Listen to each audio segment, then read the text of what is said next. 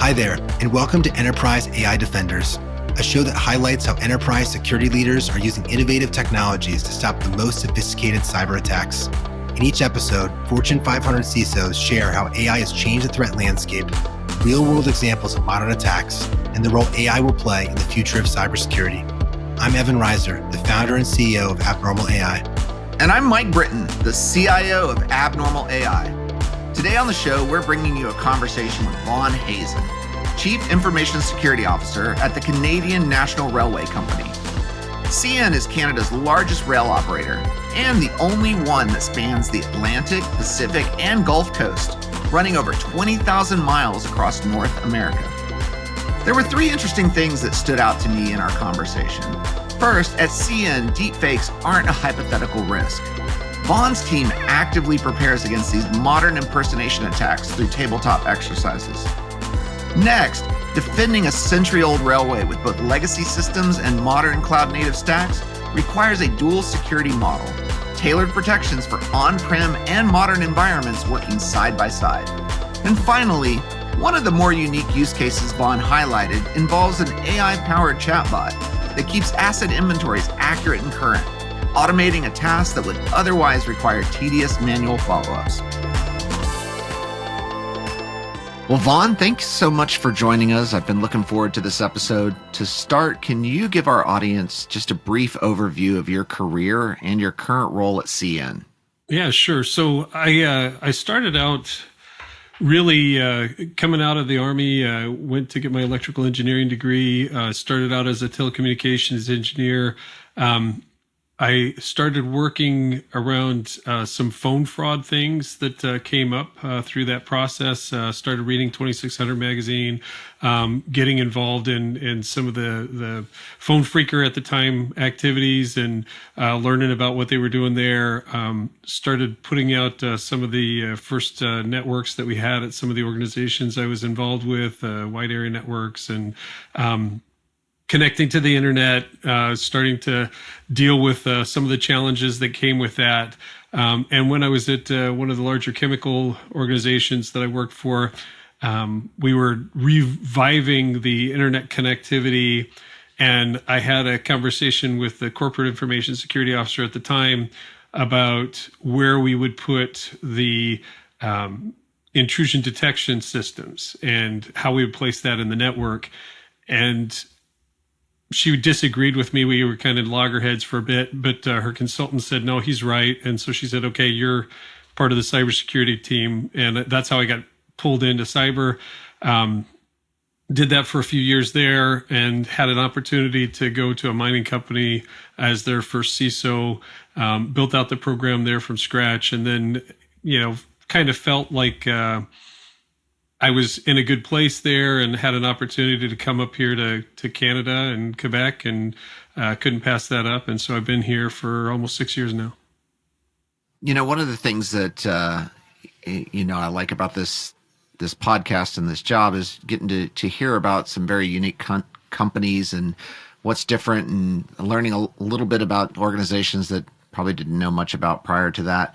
So for our audience who might not be aware, can you kind of give the audience a good understanding of CN? Yeah, so CN's a freight railroad. We operate in North America. We have about 20,000 track miles. And what's unique and interesting about the railroad is it's kind of almost like a telecom company because you have basically a continuous network that crosses from the West Coast to the East Coast in Canada down to the Gulf Coast in the U.S. and, of course, a bunch of little branches off of there. So it does bring its own unique and interesting challenges. Given the size and the scope and the breadth of the areas you cover and the rail lines and the employees and all of that, is there something with your cybersecurity program that may be unique to other organizations or maybe even other industries? Maybe what's something unique about the CN cybersecurity team or some of their use cases that others might not fully appreciate? When you look at cyber organizations, they kind of get built up around the particular organization that they're a part of. And so you kind of match up against what are the unique and interesting challenges of that business or organization. And, some of it may be just the structure of how they're built out, whether they have a significant cloud presence, whether they're dealing with more of an advanced technology approach, or whether they're, kind of more conservative in that, so you really kind of align to whatever you're a part of. And it's interesting with the railroad because, we're a 100-year-old company. We've got some systems and technologies that are a little bit older. We've got some systems and technologies that are kind of leading edge. And so we've got a mix of things that makes it kind of unique. And we've got to deal with the challenges of the on-premise legacy technologies, along with some cloud leading edge, cloud native stuff that we're working towards. And so we've got kind of a two-tier security approach that makes it a little bit unique and interesting for my team to deal with. And with a 100-year-old company and a lot of, I wouldn't say low tech, but you're also dealing with the physical side of things, the transportation. How do you transform with AI and cloud and new technologies? I'm sure it's a fascinating world where you probably have some very old legacy technology, you probably have a lot of tech debt that is sometimes difficult to quickly migrate off of. But where is AI and cloud playing a role in CN? I think that when you look at AI, so AI is a broad term, and when you think about like machine learning, we leverage machine learning in our automatic track inspection portals. So we've set up these portals. They've got video cameras, high speed, high definition video cameras that are capturing a lot of data as the trains roll through those portals. And then we've got some machine learning models that are set up to help find challenges and issues with that train as it goes through. And it's a safety oriented aspect that is really designed to help us avoid derailments and unplanned outages and those kinds of things that may happen with defects in the trains. We've got some other things that we're doing in relation to trying to optimize the way that we operate our yards, and that's a cloud native solution that we're leveraging there. There's some other things that we're looking at in terms of how do we do more efficient and effective coding, and of course everybody's leveraging those kind of capabilities now to advance their capabilities there. And then there's some things that are built into the tools that we already buy. Our endpoint protection leverages some machine learning. There's a lot of things that are going on with that kind of effort that so we're all getting touched by it in one way or another. What does that mean for my team? It means that I've got to upskill folks. I've got to work with some new approaches to the way we do security. We're always advancing and trying to figure out how we can do this better. Because to be frank, you don't get increased budgets just because life gets a little bit more difficult. You've got to find ways to be more efficient and effective with what you've got. And so, that's part of what we are always trying to deal with. And how does your team, because one of the challenges I've always had and seen is the business sometimes runs faster than IT and sometimes runs faster than security. And some of those boundaries are a lot easier for them to hop over with cloud and AI. How do you stay up with your business when they're wanting to transform? The thing is we are a regulated business. We do have some things along those lines that push us to do things in certain ways. So it's not a free for all. It's not quite like that. Certainly the business has requirements and demands, and they have timelines that they're trying to drive to. and we need to adapt to that.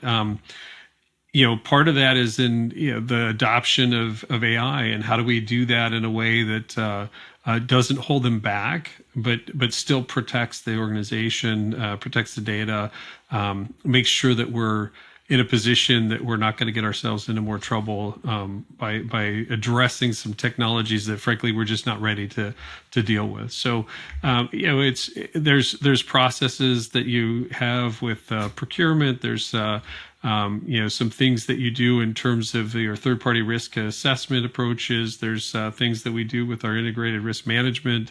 All of that's designed to help us position ourselves to where we are securing those approaches of trying to move fast and still support the business.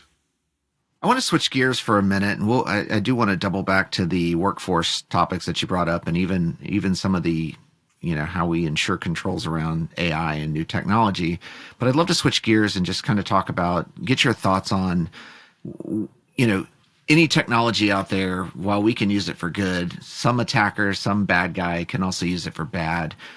Where do you feel like the threat landscape is changing today with attackers being able to use AI, and how easy it is for them to be able to generate some pretty powerful stuff, either through AI coding or just AI in general? I think what you're seeing is that there's the ability to rather quickly and easily impersonate others. Whether that's voice, video, there's the possibility to do that, and fairly convincingly. We're seeing that play out with the Secretary of State, the U.S. Being impersonated, trying to reach out to different leaders across the board.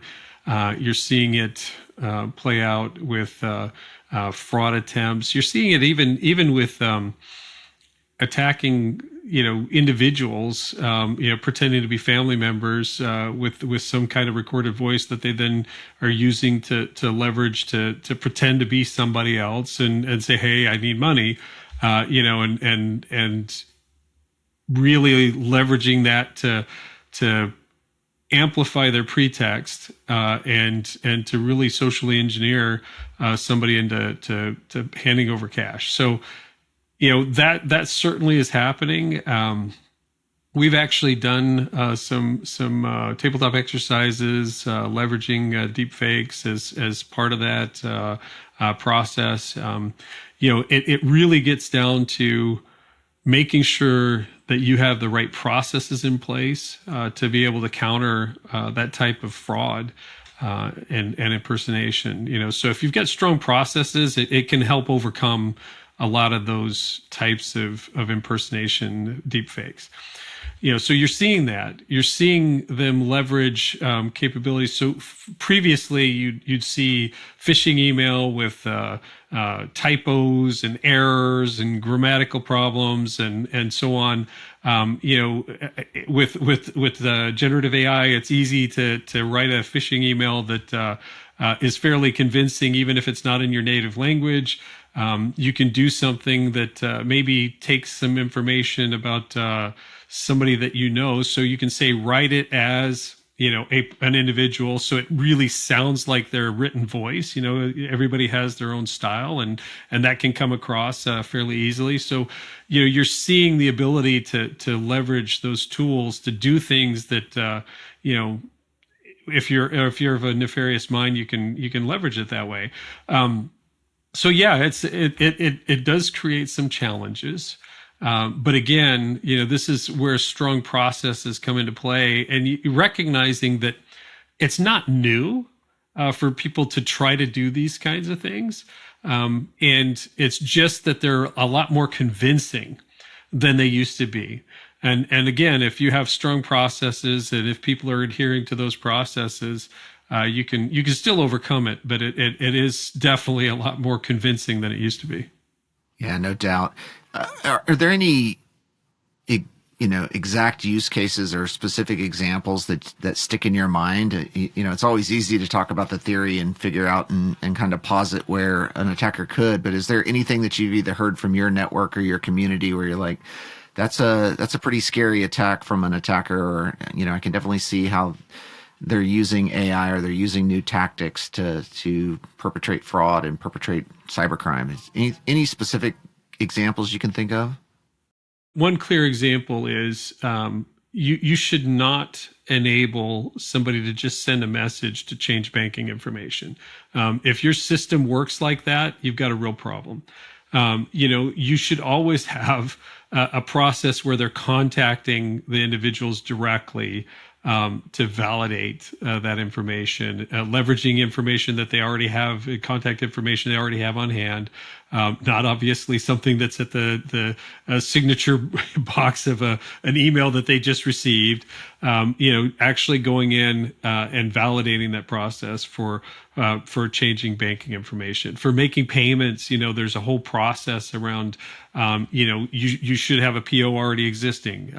They should have a reference to that.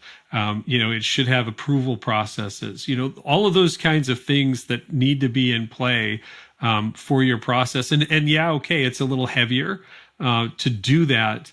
But if you take away the ability for some individual to be fooled, and then that resulting in significant losses to your organization, I think that's well worth that additional layer of overhead to work through those processes. A lot of our processes, there may be notifications via email, but you don't work through the process in email. It's just saying, hey, you've got something you need to go approve, or you've got something you need to review. Email should be a notification, not necessarily the process. And the approval, you have to make sure that, for example, you're not allowing web access without multi-factor from the internet to go in and do approvals. There's validations in that, so that you're using things like conditional access and whatnot throughout those processes. Those are all key to making sure that you've got a secure process. That even if it's a callback as part of that process, there's just got to be a robust process that makes it very, very difficult, where you're going to have to be able to compromise a slew of people in order to really breach that process and gain from overcoming that. So that's a key factor for it. Do you think there's a technology area that is ripe for either kind of reimagining, rethinking, or is in need of a lot of some uplift and upscale, and where AI could be extremely helpful in that space? Like, where is AI not being used today that it would be really needed and super effective? I think that there's a lot of opportunities. I'll share with you, something that I saw a presentation that somebody was doing where they're leveraging a chat bot to update their CMDB. So for the asset management, which is really key for us in cybersecurity, that we know who's running something, what's operating on it, how important that is. To the business. Those kinds of things are not always kept up to date in the CMDB. And somebody was leveraging the capabilities where they used a Teams chatbot that was coordinating with some other stuff that was going on in the background, where it would say, okay, we see this individual has signed on to these other servers that look like this one and are running similar applications, and generates a chat with this individual on Teams that says, hey, I'm 90% certain that you are the owner of this device. Here's why I think that. Can you confirm? And if not, do you know who you think it belongs to? And if they say yes, then, update the CMDB. That's the owner. And then you can align, some information about it from there. And if they say, no, it's not me, it's somebody else, then it goes in and communicates to the other person and says, hey, so-and-so said you are likely the owner of this, box. And here's why we think that's 80% true or whatever. And really just going in and updating that stuff automatically, and something that, for somebody to go out and, we'd have to hire a bunch of interns to go out and chase people down to get that updated. And that would be a one-time effort, and it wouldn't keep things up to date. So that kind of thing is unique and interesting. There's other opportunities where we can leverage it again, as I mentioned, in terms of correlating the events that we see. Trying to highlight whether we've got something that we need to dig deeper on. Just bringing that information so the analysts don't have to chase things down, and then they can analyze it quickly and move on. So there's a lot of opportunities for us. You can hear varying difference of opinions on what's the impact to the workforce in the future, especially in cybersecurity. And you also have those that talk about the shortage of cyber professionals, and there's a gap there.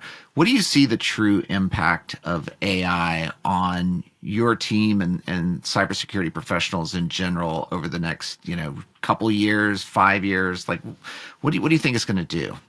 Well, I think the key thing that we have to remember, especially with a lot of the generative AI tooling, is that it's not something that works on its own. You've got to have people that are knowledgeable in the particular arena, that can understand that output and say, okay, first of all, does this make sense? Are we seeing a hallucination? What really kind of put some critical thinking against it before they just go with whatever the tool tells them to do.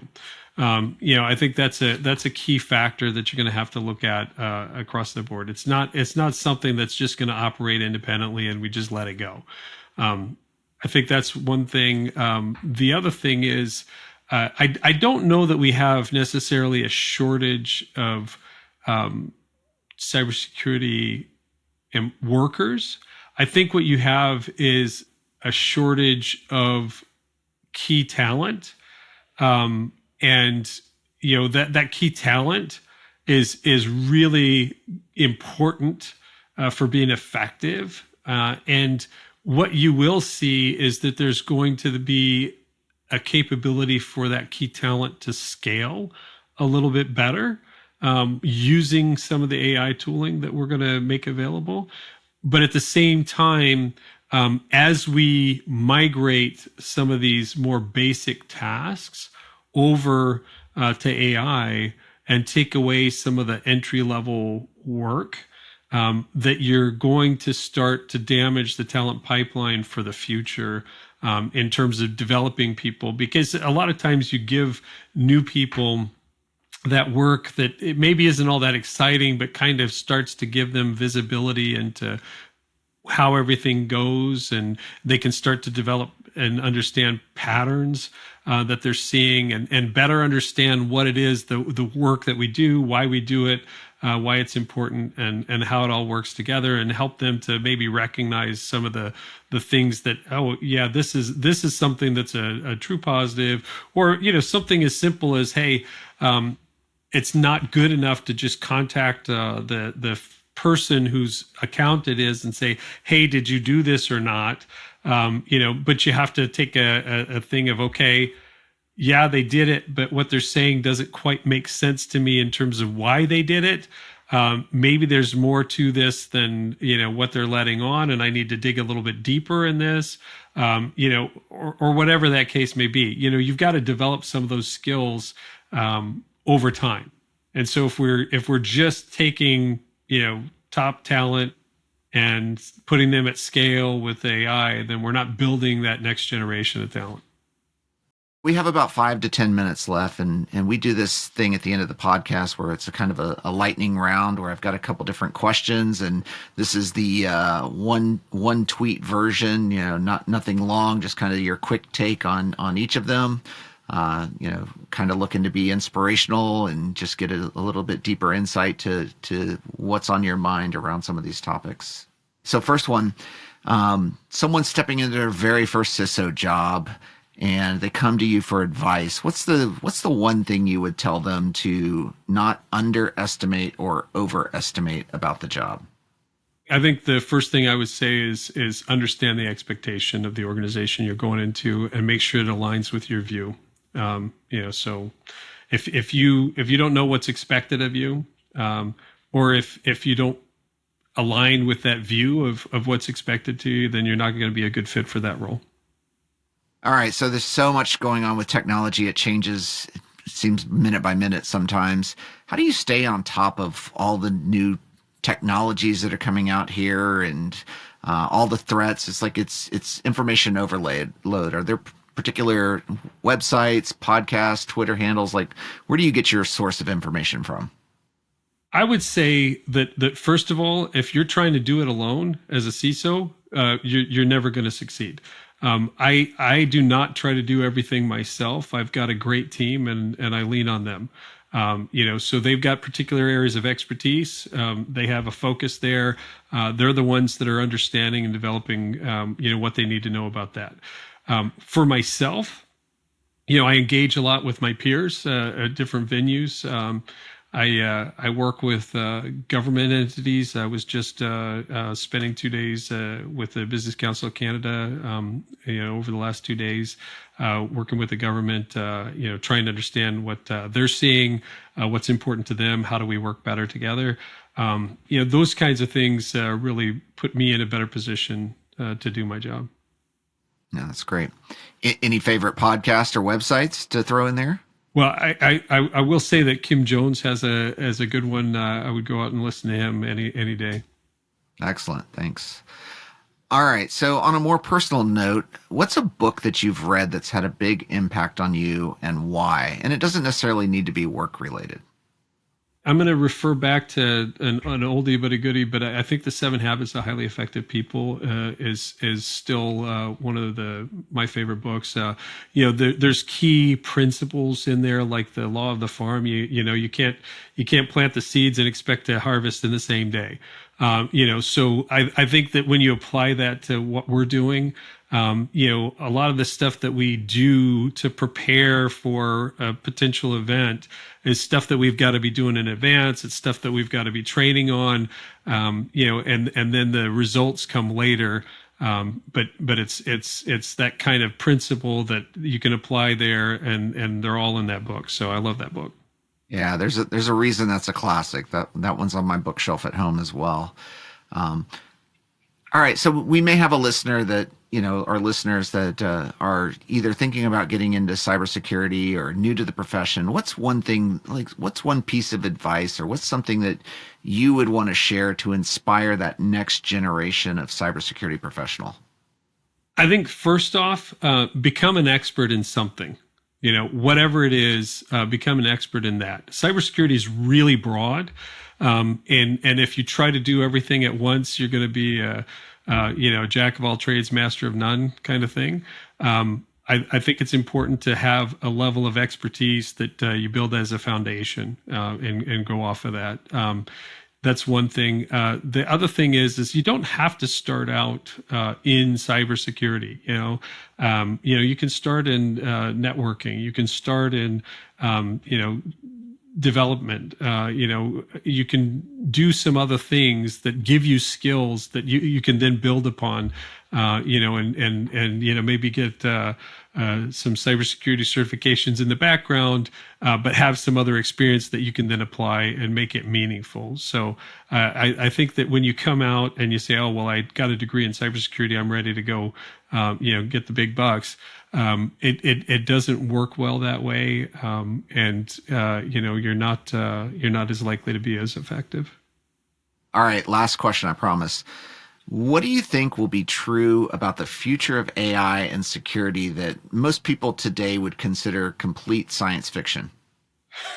I'm probably sitting on the science fiction, seat. Look, I think there's a lot of hype about what we're going to see.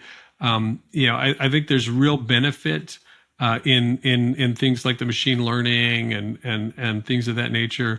But I think there's also a lot of hype about what we can and can't do with some of the generative AI.